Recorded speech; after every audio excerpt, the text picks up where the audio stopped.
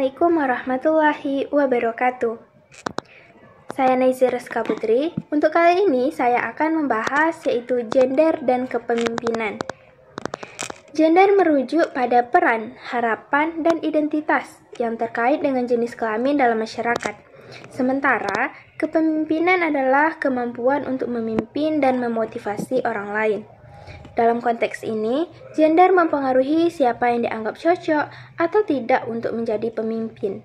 Nah, seringkali dengan stereotip yang mengaitkan kepemimpinan dengan laki-laki.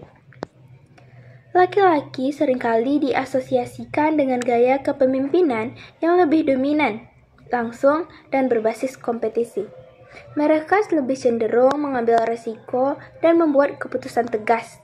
Namun, gaya ini tidak selalu lebih baik atau lebih buruk dari gaya perempuan dalam kepemimpinannya. Perempuan di sisi lain seringkali memiliki gaya kepemimpinan yang lebih inklusif, kolaboratif, dan empatik. Mereka lebih cenderung untuk melibatkan anggota tim dalam pengambilan keputusan dan memprioritaskan kesejahteraan tim.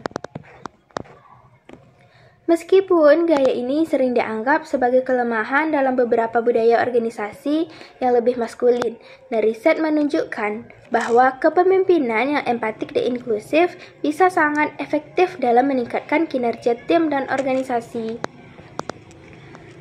Stereotip gender dalam kepemimpinan. Secara tradisional, kepemimpinan dianggap lebih cocok untuk laki-laki. Dengan karakteristik seperti kekuatan dan ketegasan, perempuan seringkali dianggap kurang tegas atau terlalu emosional untuk memimpin.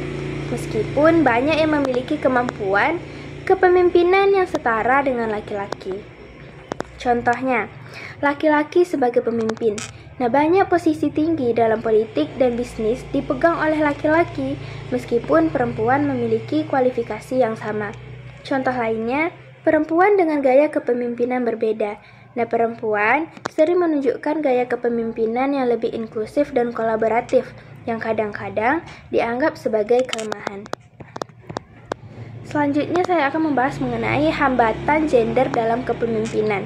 Nah, perempuan sering menghadapi hambatan seperti diskriminasi dalam promosi atau ekspektasi ganda, di mana mereka harus menjalankan peran tradisional di rumah selain dari pekerjaan.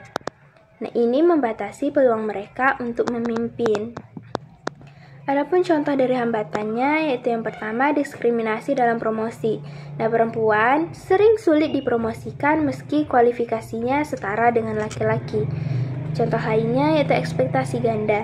Nah, perempuan di posisi kepemimpinan seringkali dianggap harus memenuhi standar ganda, baik dalam karir maupun dalam kehidupan pribadi. Perempuan dalam kepemimpinan, meskipun ada hambatan, semakin banyak perempuan yang sukses dalam posisi kepemimpinan. Contohnya seperti Jacinda Ardern, yaitu Perdana Menteri Selandia Baru, dan Indra Nooyi, yaitu sebagai mantan CEO PepsiCo, menunjukkan bahwa perempuan dapat memimpin dengan efektif dan penuh empati.